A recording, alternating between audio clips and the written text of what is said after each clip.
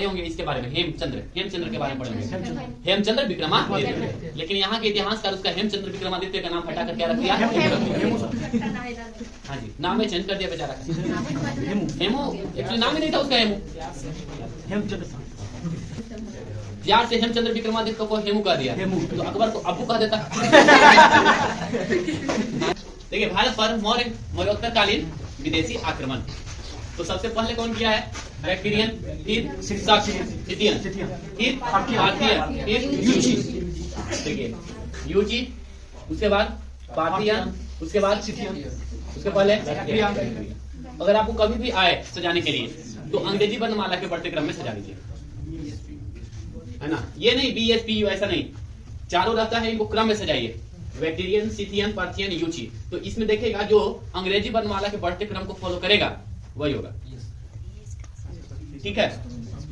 सबसे बाद में कौन आया है? यूची। अब यूची को वर्तमान में भारत में क्या कहा जाता है? पार्थियन को पहला, सिथियन को सच, और बैक्टीरियन यानी ग्रीक को यमन कहते हैं। तो भारत पर आक्रमण करने का क्रम है ये, पहले यमन, फिर पहला, फिर ठीक है ना। अब जितना भी उत्तर मौर्य काल के शासक होंगे, देखिएगा सब के सब जो है क्या करेगा? ये हिंदू धर्म को अपनाएगा। जैसे भीम का नाम सुने हैं, भीम कटफिसेस किसान बन के शिव जी का 1 नंबर का भक्त था। वो दिखाया गया अपना सिक्का पर, डमरू का आकृति है, इसके अलावा त्रिशूल का आकृति है, शिव जी का आकृति है। तो जितना भी उत्तर मौर्य काल के शासक आएंगे विदेशी, सब के सब जो है ना, हिंदू धर्म को अपनाएगा। तो उत्तर मौर्य काल में अधिकांश विदेशियों ने भारतीय सभ्यता व संस्कृति को स्वीकार कर लिया। अब भारत पर आक्रमण करने वाला पहला, सबसे पहले आक्रमण कौन किया? डेमेट्रियस। एक्चुअली हुआ क्या कि ये जितने भी, अच्छा, पहला बार आक्रमण कौन किया था यमन में? सिकंदर ने किया था यमन, ठीक है। अब हुआ यूं कि, ठीक है, सिकंदर का जब आक्रमण हुआ था तो यूं तो लौट के चला गया था यहाँ से। उसका सेनापति था सेल्यूकस निकेटर, उसको कौन हराया? चंद्रगुप्त मौर्य हराया, ठीक है। उसके बाद जितने भी यमन हुए, टोटल जितने भी यमन हुए, सब के सब मौर्यों के यहाँ नौकरी करने लगे। समझ में आया? तो प्रतिदिन नौकरी करते थे, आते थे नरेगा पे प्रतिदिन। नरेगा समझते हैं? हाँ, मनरेगा। तो वही प्रतिदिन क्या करते थे, ये लोग आते थे और हाजिर बनवाते थे। मतलब आप कह सकते हैं कि मौर्यों के यहाँ नौकरी करना शुरू कर दिए थे। कौन? यवन लोग। और जब तक मौर्य काल रहा, मौर्य शासन रहा, तब तक कोई भी यमन जो है भारत पर आक्रमण किया नहीं, सब इन्हीं के यहाँ नौकरी करते थे। ठीक है, यहाँ तक समझ में आया? ठीक है। अब हुआ यूं कि देखिए, ये क्षेत्र आप लोगों को पता होगा कौन सा क्षेत्र है, ये वाला क्षेत्र। इसी क्षेत्र में कौन था? डेमेट्रियस था। अब डेमेट्रियस देखता है कि बार बार सत्ता चेंज हो रहा है, बार बार सत्ता चेंज हो रहा है, कोई नया नया वंश आ रहा है। अब क्या हुआ? अब देखा कि राजा चेंज हो रहा है, उसने क्या किया कि कुछ लोगों को इकट्ठा किया, यवनों को, और बोला कि शायद तुम लोग को पता नहीं है, कभी हम लोग यहाँ का रूलर हुआ करते थे, यानी कि शासक हुआ करते थे। आज भले ही हम लोग का स्थिति खराब है, मनरेगा पर जाते हैं मौर्यों के यहाँ लेकिन प्राचीन काल में हमारे जो दादा परदादा रहे थे, वो सब क्या थे? रूलर थे, यहाँ के शासक थे यहाँ के। अब 5-6 पीढ़ी जब बीत गया तो ये लोग भी कुछ हद तक भारतीय जैसा दिखने भी लगे, है ना। एक पीढ़ी थोड़ी 3-4 पीढ़ी बीत गया तो यहाँ की सभ्यता और संस्कृति से घुल मिल गए, और चारों तरफ से यवनों को इकट्ठा किया। इकट्ठा करने के बाद लोगों एक सेना बनाया। कौन? डेमेट्रियस। बोला कि आज के बाद हम लोग अब, अच्छा यवन तो होगा नहीं क्योंकि यहाँ की सभ्यता और संस्कृति से मिल गया, तो बोला कि इंडो ग्रीक हम लोग हुए यहाँ से, है ना। मतलब भारतीय सभ्यता भी हम लोग के हम लोगों में मिल गया है, तो हम लोग क्या हो गया? Indo Greek. ठीक है, इंडो ग्रीक। अब देख लेते हैं, तो 2 क्षेत्र था, एक डेमेट्रियस का था, है ना, और दूसरा है यूक्रेटाइटस। दूसरा है यूक्रेटाइटस। इसने तक्षशिला में अपना साम्राज्य बनाया। एक इधर बनाता है और एक इधर बनाता है, 2 राजा हुए पैरेलल। यूक्रेटाइटस तक्षशिला में अपना साम्राज्य बनाता है। अब हम शुरुआत करते हैं डेमेट्रियस से। कब आक्रमण कब किया है? 190 ईसा पूर्व आक्रमण किया है। ठीक है, मौर्य साम्राज्य के बाद भारत पर आक्रमण किया है। ठीक है, डेमिट्रियस कहाँ का? बैक्ट्रिया का शासक है। इसे इंडो यूनानी कहा गया। राजधानी कहाँ है? साकल। वर्तमान में पाकिस्तान में सियालकोट है। साकल आप कह सकते हैं सियालकोट। साकल का आधुनिक नाम क्या है? यह शिक्षा का प्रमुख केंद्र था। बस इसके बारे में इतना याद रखना। तो मौर्यों के बाद भारत पर आक्रमण करने वाला प्रथम ग्रीक कौन है? डेमिट्रियस। राजधानी क्या था इसका? साकल। और उस समय तक्षशिला जो है शिक्षा का प्रमुख केंद्र था। अब अगला इसके बाद जो उत्तराधिकारी बना उसका नाम है मिनांडर। तो हम लोग को पढ़ना भी है तो मिनांडर के बारे में ही पढ़ना है। मिनांडर है ना, थोड़ा धार्मिक टाइप के व्यक्ति है। और आप लोग को हम बताए हैं, बहुत पहले बताए थे, पहले के लोग क्या होते थे? दार्शनिक बहुत ज्यादा बनते थे। क्यों भाई?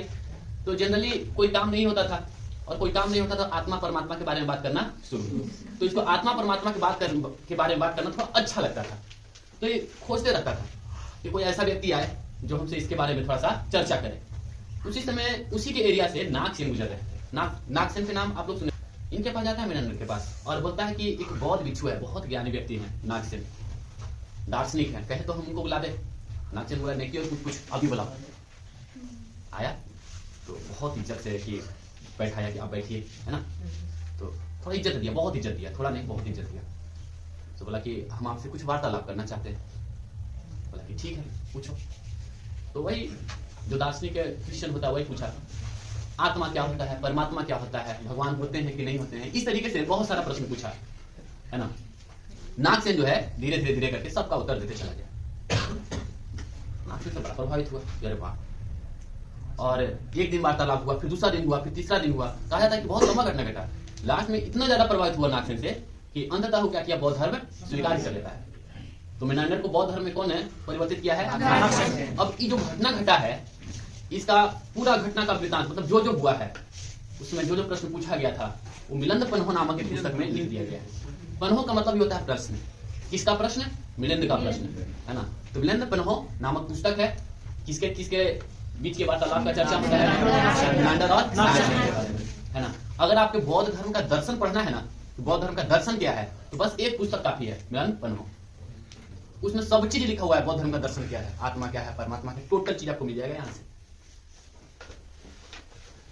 थोड़ा सा इसको देख लेते हैं हम लोग। इसने नागसेन बौद्ध भिक्षु के साथ वार्तालाप किया, ठीक है। मिनांडर ने उससे कई प्रश्न किए। इन प्रश्नों और उत्तरों का एक पुस्तक का संकलन किया गया जिसका नाम मिलिंद पन्हो है। मिनांडर ने सर्वप्रथम लेख युक्त सोने का सिक्का जारी किया। लेख युक्त समझ रहे हैं ना, लिखा हुआ सोने का सिक्का जारी किया। मथुरा से मिनांडर के सिक्के प्राप्त होते हैं, ठीक है, यानी कि साफ है कि मथुरा तक ही पहुंचा था, ठीक है। इसने नागसेन से बौद्ध धर्म की दीक्षा ली। रेह अभिलेख यानी कि फतेहपुर सीकरी उत्तर प्रदेश मिनांडर का बताया जाता है। कौन? रेह अभिलेख किसका है? मिनांडर का बताया जाता है। कौन हराया है इसको? बताइए, क्लियर हुआ यहाँ तक? एंटियोलकी दास। ये कौन है? अब इसके बारे में आप लोग सुने होंगे, यूक्रेस टाइटस का ये क्या है? अगला दूत नहीं है, अगला है, अगला मतलब उसका बेटा, जो भी कहिए, एंटियोलकीडास। हाँ, इसके बारे में आप लोग जरूर पढ़ोगे। हेलियोडोरस, है ना। हेलियोडोरस नाम सुने हैं? किसके काल में आया था? भागभद्र। सातवाहन जब पढ़ा रहे थे तब भागभद्र के दरबार में भेजा, ठीक है। और इसने कौन सा? भागवत धर्म पूरा आप लोग पढ़ चुके हैं आप लोग आगे। अब ये देखिए, इसको याद करिए चाहे ना रखिए, कहीं पूछता नहीं है। हर्मियस अंतिम इंडो ग्रीक शासक था जिसे शको द्वारा पराजित किया गया था। क्लियर हुआ? अब हम लोग को पढ़ना है कि यूनानी से हम लोगों ने क्या क्या सीखा है कि नहीं, और हम लोग सिर्फ यूनानी जो है क्या क्या सीखा, योगदान हम लोग देखते हैं किस तरह से आदान प्रदान हुआ है सभ्यता और संस्कृति का। तो ज्योतिष के क्षेत्र में अच्छा योगदान था। ऐसा नहीं कि हम लोग ज्योतिष के क्षेत्र में हम लोग से नहीं सीखा, हम लोग से भी सीखा, हम लोग भी उससे सीखे। गार्गी संहिता में खुद गार्गी कहती है कि हम लोग हमेशा यवनों का इसके लिए क्या रहेंगे? उत्तरदायी रहेंगे, है ना। आगे है मुद्रा और विज्ञान के क्षेत्र में और कला के क्षेत्र में। तो हम लोग भी इससे सीखे हैं और हम लोग से भी ये लोग सीख के गया है कुछ। कला में गांधार शैली की नींव इसी समय पड़ी, ठीक है। ज्योतिष भारतीयों ने यूनानी ग्रीकों से सीखा। क्या क्या सीखा? मतलब यूनानियों या इंडो ग्रीक से क्या क्या सीखा देख लेते हैं।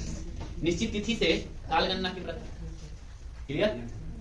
कोई निश्चित तिथि ले लीजिए और वहां से जैसे जब ईसा मसीह को ज्ञान की प्राप्ति होती है तो वहां एक निश्चित तिथि हो गया। अब उसके कितने साल के बाद, तो अभी से कितना चल 2023 चल रहा है, तो ईसा मसीह के ज्ञान प्राप्ति के 23 साल बाद, 2023 साल बाद यही समय है, समझ में आया। तो हम लोग क्या सीखे उससे, निश्चित तिथि से काल गणना की प्रथा। दूसरा संवतों का प्रयोग, ठीक है, संवतों का प्रयोग। तीसरा सप्ताह के 7 दिन का विभाजन। फिर विभिन्न ग्रहों के नाम, ठीक है।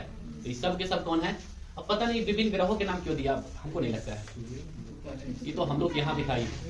चलिए मुद्रा, भारत में सोने का सिक्का जारी करने का श्रेय इंडो यूनानियों को माना जाता है। कला की गंधार शैली पर यूनानी प्रभाव है।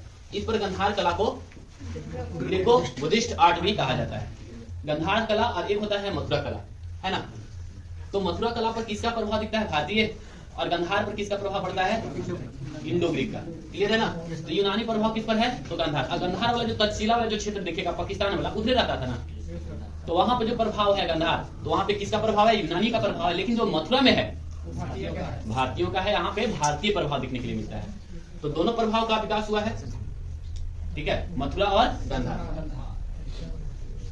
मथुरा विषय क्या है, बुद्ध की मूर्ति, कलाकार भारतीय। गांधार में देखिए विषय बुद्ध की मूर्ति, कलाकार कौन है, यूनानी, याद रहेगा। गंधार कला पाकिस्तान व अफगानिस्तान क्षेत्र में विकसित थी। बुद्ध की सबसे बड़ी मूर्ति कहाँ है, अफगानिस्तान, जिसे तोड़ दिया गया है बम उड़ा के।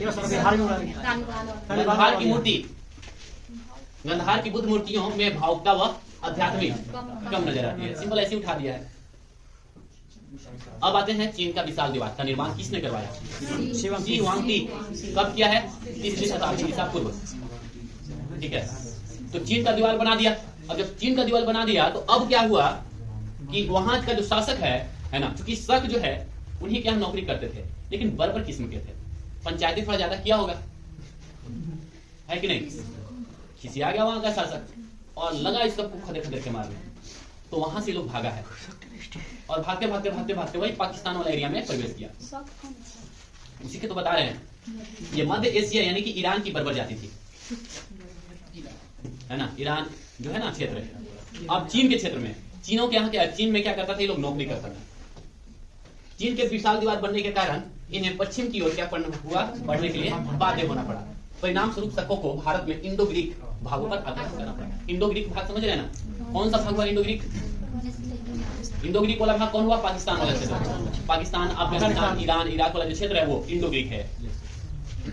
इंडो ग्रीक पर क्या करना पड़ा, आक्रमण करना पड़ा।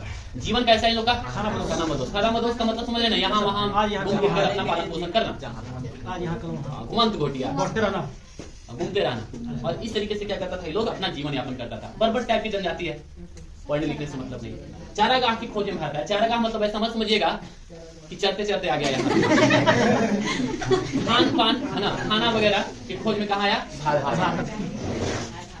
अब जब चीनी साहित्य पढ़ेंगे तो शकों के बारे में पूरी जानकारी मिलता है कि शक कहाँ से आए थे। अब प्रॉब्लम ये हुआ कि हम लोग जो है, जो भी भारत से बाहर से आए हमारे यहाँ शासक बने, हम लोग उसका नाम चेंज कर दिए, है ना। नाम था एलेक्जेंडर, हम लोग को इतना टेढ़ा नाम लगा, एलेक्जेंडर बोला ही ना जाए, तो नाम ही लग दिया सिकंदर। सिकंदर उसका नाम थोड़ी था, उसका नाम था एलेक्जेंडर। अब देखिए चीनी साहित्य में शकों को शैवांग कहा गया। भारत में शक है कि कितने शाखाएं हैं, 4। तो कौन कौन, तो उत्तरी और पश्चिमी शक, उत्तरी शक और पश्चिमी शक। उत्तरी शक में 2 है, तक्षशिला और मथुरा, जो कि हम अभी बताएं। तक्षशिला में एक शैली का भी विकास हुआ था, इसका नाम था गांधार, और मथुरा में विकास हुआ था, उसका नाम है मथुरा शैली, ठीक है। तो तक्षशिला के शक और मथुरा के शक। और पश्चिम भारत वाला देखिए कहाँ कहाँ, उज्जैन और नासिक। तो कुल मिला के कितने, तो इन लोगों के 4 क्या हुए, शाखा है, तक्षशिला, मथुरा। अब आपसे पूछेगा कि इनमें से कहाँ पे शकों की शाखा नहीं है, तो बताइए कहाँ कहाँ है। उत्तरी में कौन कौन, तक्षशिला और मथुरा, और पश्चिम में कौन कौन। अब अगला सवाल है, भारत में आने वाला प्रथम शक कौन था, तो भारत में आने वाला प्रथम शक तो माउस ही था। माउस मतलब चूहा, ठीक है। तो भारत में आने वाला प्रथम चूहा की तरफ भारत में प्रवेश किया। यह तक्षशिला या फिर कह सकते हैं भारत का प्रथम शक साक्षरता। भारत में पश्चिम भारत के दो प्रमुख वंश थे, कौन कौन? क्षहरात वंशी शक, क्षहरात वंशी। इसमें देखिए मुख्य रूप से इंपॉर्टेंट है भूमक। नहपान के बारे में बताए हैं कभी? बताइए, क्या बताए थे? गौतमी पुत्र सातकर्णी इसको हराया था। नहपान क्या किया था? पूरा शकों को एकत्रित किया था। सारे शकों को एकत्रित करने के बाद गौतमी पुत्र सातकर्णी को क्या किया था? आक्रमण किया था, है ना। और गौतमी पुत्र सातकर्णी सबों को हराता है, ठीक है। तो क्षहरात वंशी शक का संस्थापक कौन हुआ? भूमक। उसके बाद नहपान आया। उसौदात। अब ये देखिए, ये उसौदात या फिर ऋषभदत्त। नहपान का क्या था? दमाद। क्लियर है ना? जिसने पुष्कर के क्षेत्र पर आक्रमण किया। पश्चिम भारत में क्षहरात वंशी शकों के बाद कौन वंश आया? कार्दमक वंशी शक का उदय हुआ। कार्दमक वंश, यही कार्दमक वंश के बारे में हम लोग को पढ़ना है। मुख्य रूप से यही इंपॉर्टेंट है। और ये भी कार्दमक वंश में भी सबसे इंपॉर्टेंट होगा वो है रुद्रदामन। नाम सुने होंगे रुद्रदामन? बता सकते हैं रुद्रदामन किसको हराया? सातवाहन का एक शासक था, उसको हराया था। हाँ जी, पुलवामी को। तो करमंडक वंश, ईरान की कार्दम नदी के आधार पर इस वंश का क्या क्या नाम पड़ा है? ये शक चष्टक वंशी भी कहलाते हैं। क्यों चष्टक वंशी? क्यों? क्योंकि चष्टक इसका क्या है? संस्थापक है। और चष्टक का ही पुत्र है कौन? रुद्रदामन। तो अगर शक के बारे में पढ़ना है तो बस केवल एक के बारे में पढ़ लीजिए, उसका नाम है रुद्रदामन, बस, और कुछ नहीं।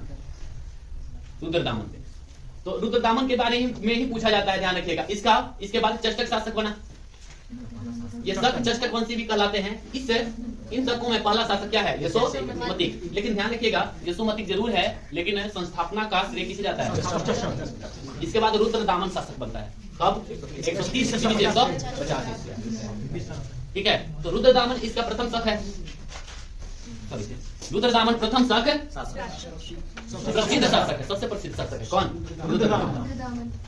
आपको हम बता चुके हैं इसके बारे में। वशिष्ठिपुत्र पुलवामी को कितनी बार? 2 बार हारा। एक बार नहीं बल्कि 2 बार। पहला बार हारा तो इसको तो विश्वास ही नहीं हुआ कि हम हार गए, बोला कि आते हैं तुरंत रुकिए। तो फिर तुरंत क्या करता है? और बड़ी सेना लेके जाता है, हमला करता है, फिर हराता है रुद्रदामन को। बोलता है बात ऐसी है कि हमारी जो सेना जो है ना दक्षिण भारत में है ना, वहां पे सुविधा मौजूद है, तो वहां अच्छी लड़ती है, यहाँ नहीं लड़ती है। फिर बाद में वही हुआ कि बाद में ये जो पुलवामी है, कहा जाता है कॉन्फिडेंस देखिए बंदे का। जब दोनों के बीच में कन्वर्सेशन हो रहा है, संधि हो रहा है, तो संधि में हाँ बोला कि सुने हैं कि आपकी बेटी शादी करने लायक हो गई है। उसे कहानी बताया है क्या? कहानी बता दी है और शादी भी कर लेता है। बोलता है कि दामाद और ससुर मिलकर पूरे भारत पर शासन करेगा। उत्तर भारत में आप पीटेगा, दक्षिण भारत में हम करेंगे। बात वही ना, हार कर भी देखिए गजब का कॉन्फिडेंस दिखाया है। और बोला कि बताइए हमसे अच्छा आपको मिलेगा कोई योग वर? मिलने वाला है। शादी कर ली, हारला के बाद भी। तो वशिष्ठिपुत्र किसको हराया है? वशिष्ठिपुत्र पुलवामी को हराया, एक बार नहीं बल्कि 2 बार। और इस घटना का उल्लेख किया है कहाँ? जूनागढ़ जी, जूनागढ़ अभिलेख में इसका खूब पूरा चर्चा किया है। सातवाहनों के अभिलेख से, जो सातवाहनों के अभिलेख में भी लिखे हैं, इससे पता चलता है कि रुद्रदामन ने सातवाहनों को क्या किया था? पराजित किया। अच्छा, इसने क्या किया है? सुदर्शन झील बनवाया है, सुदर्शन झील का पुनर्निर्माण करवाया। अब यही जो है सुदर्शन झील है ना, जूनागढ़ अभिलेख से प्राप्त होता है। उसमें लिखता है कि हालांकि इसे कौन बनाया? चंद्रगुप्त मौर्य। कौन लिखता है? रुद्रदामन ने लिखा है। लेकिन उस समय बोला कि बहुत ज्यादा बिजली का प्रयोग किया गया था। बिजली समझते हैं? बेकार लोगों का, मतलब लोगों से काम करवाया गया लेकिन पैसा नहीं दिया गया। लेकिन मैं रुद्रदामन बिजली नहीं करवाया, यानी कि लोगों से बेकार में नहीं, हम काम करवाए हैं तो उसका पैसा दीजिए। तो इस तरह से लिखता है। तो हमें पता चलता है कि ये झील आखिर बनवाया तो बनवाया कौन? चंद्रगुप्त मौर्य। कौन ने लिखा? रुद्रदामन। कहां से? जूनागढ़ अभिलेख से पता चलता है कि सुदर्शन झील का निर्माण किसने करवाया है? चंद्रगुप्त मौर्य। और उसके बाद ये भी लिखता है कि इसके बाद आया अशोक। अशोक के बारे में भी कुछ ऐसा ही लिखता है कि अशोक के काल में यहाँ का शासक था, है ना, पुष्यगुप्त वैश्य। उसने भी सुदर्शन झील का एक बार और पुनर्निर्माण करवाया। वर्षा वर्षा के कारण टूट फूट जाता है ना, कुछ समय के बाद ही भर जाता है। तो इसका पुनर्निर्माण करने का श्रेय किसे जाता है? रुद्रदामन। लेकिन रुद्रदामन लिखता है कि हम इसमें किसी भी प्रकार का दृष्टि का प्रयोग नहीं किए हैं। दृष्टि मतलब समझ रहे हैं ना, बेकार, यानी कि काम करवा के सबको हम क्या किए, बाजार से पैसा लिए। ठीक है, यहां तक बता दिया आप लोगों को। जूनागढ़ अभिलेख, ये भी इंपॉर्टेंट है जूनागढ़ अभिलेख, क्योंकि ये संस्कृत का सबसे बड़ा अभिलेख और प्रथम अभिलेख है। इसके पहले जितने भी लिखे जाते थे वो प्राकृत भाषा में लिखे जाते थे। ठीक है, तो रुद्रदामन का जूनागढ़ अभिलेख सबसे बड़ा संस्कृत भाषा का अभिलेख है। जूनागढ़ अभिलेख में रुद्रदामन को संगीतज्ञ बताया गया। यह संस्कृत का बहुत बड़ा अभिलेख है। सबसे पहले संस्कृत भाषा में लंबा अभिलेख जारी किया इसने सबसे पहले। अच्छा, इससे पहले किस भाषा में? संस्कृत भाषा में जितने भी अभिलेख लिखे जाते थे, उपाधि जितने भी शक थे वो क्षत्रप उपाधि धारण करते थे। कौन सा उपाधि? क्षत्रप। लेकिन ये कौन सा उपाधि कहा धारण किया? महाक्षत्रप। तो याद रखना कौन सा उपाधि। हाँ, एक क्वेश्चन तो जरूर पूछता है कि शकों ने कौन सी उपाधि धारण किया? तो क्षत्रप। लेकिन अगर इसके बारे में पूछ रहे, रुद्रदामन के बारे में पूछ रहे, महाक्षत्रप। संस्कृत वर्ष मुद्रा उसके द्वारा शुरू की गई। संस्कृत में जो वर्ष मुद्रा होता है, मतलब वर्ष को लिखा जाना, कौन शुरू किया है? यही शुरू किया है। रुद्रदामन में योद्धयों को पराजित किया। कहां पे? पश्चिमी पंजाब में रहते थे। योद्धयों को क्या कहा जाता था? आयुधजीवी बताया जाता है। आयुधजीवी समझते हैं? आजीवन में क्या करना है? युद्ध करना है। जूनागढ़ अभिलेख से पता चलता है कि रुद्रदामन ने भ्रष्टराज प्रतिष्ठान की उपाधि धारण किया। इसका मतलब क्या होता है? इसका मतलब है कि रुद्रदामन बहुत सारे ऐसे क्षेत्र को जीता है और जीतने के बाद उसको क्या कर दिया? वापस उसी राजा को सौंप दिया। ठीक है,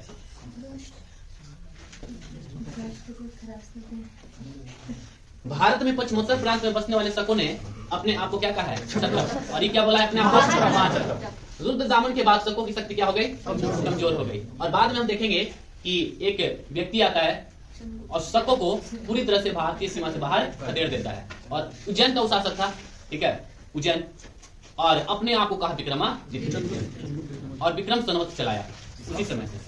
विक्रम संवत चलाया, ठीक है, तो विक्रम संवत चलाया। क्लियर हुआ? यहां तक क्यों चलाया पता चला? शकों को भारतीय सीमा से बाहर खदेड़ते। अब जितने भी ऐसे लोग हुए जो विदेशियों को भारत से बाहर खदेड़ते थे, अपने आप को क्या नाम देते थे? विक्रमादित्य। और सबसे फेमस विक्रमादित्य हुआ चंद्रगुप्त द्वितीय। मौर्य नहीं, चंद्रगुप्त द्वितीय। गुप्त वंश क्या है? चंद्रगुप्त विक्रमादित्य। और अपना नाम क्या लगाता है? विक्रमादित्य। भारत में शकों के अंतिम शासक रुद्र सिंह तृतीय था। यह शैव धर्म का समर्थक। विक्रम संवत की शुरुआत 57 ईसा पूर्व, लगभग 58 ईसा पूर्व उज्जैन के एक शासक ने शकों को पराजित कर बाहर खदेड़ दिया और विक्रमादित्य की उपाधि धारण किया। इसी के उपलक्ष्य में विक्रम संवत के रूप में नया संवत की शुरुआत हुई। क्लियर हुआ ना? इसके बाद बहुत सारे लोग विक्रमादित्य की उपाधि धारण किए। पढ़े होंगे इसके बारे में, हेमचंद्र के बारे में पढ़े होंगे। हेमचंद्र विक्रमादित्य। लेकिन यहाँ के इतिहासकार उसका हेमचंद्र विक्रमादित्य का नाम हटाकर क्या रख दिया? हाँ जी, नाम में चेंज कर दिया बेचारा। हेमू एक्चुअली नाम ही नहीं था उसका। हेमचंद्र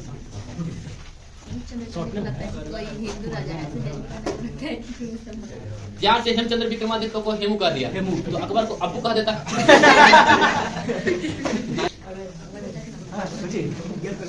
भारत में पहली बार एक साथ दो राजाओं का राज करने का उल्लेख शकों के समय मिलता है। ठीक है, कोई दिक्कत नहीं। भारत में सर्वप्रथम तिथि युक्त चांदी के सिक्के किसने चलाए? शकों ने चलाए। अब आते हैं पहलव यानी पार्थियन। इसके बारे में कुछ खास नहीं पढ़ना है, बस 2 लाइन है। आप केवल इतना याद करना कि इसका सर्वाधिक प्रसिद्ध शासक कौन है।